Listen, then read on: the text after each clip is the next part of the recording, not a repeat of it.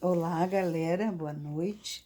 Nós estamos dentro da barraca e, galera do canal, a gente tá numa floresta. Lá fora parece que tem bastante bicho e os bichos estão querendo pegar essas crianças aqui. São bichos grandes. É verdade, pessoal. Eu sou a neta dessa. Sou neta, é verdade. E os bichos estão querendo pegar e estão querendo... Que nem eu falei no último vídeo, a gente tá no faz cocô e tem uma avó que peida. Então, é muito complicado.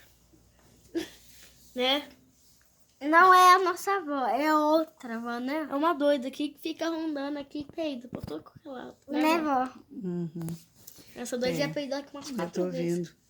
Tô vendo que tem neto que não vai ficar com a barraca mesmo, porque desobedece o tempo todo. Catar a barraca, eu levar embora pra minha casa. Vou levar a barraca e volta. Eu que fico com essa barraca, né, vó? Vai ficar com a barraca? Nada a ver. Vai ficar. Era presente do Otávio, mas ele Queria ficava falar lá. uma coisa. Eu posso gravar um pouco? Eu quero gravar.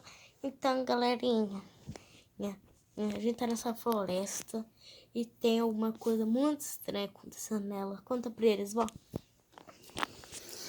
Então, eu acho que tem lobo mau ali fora.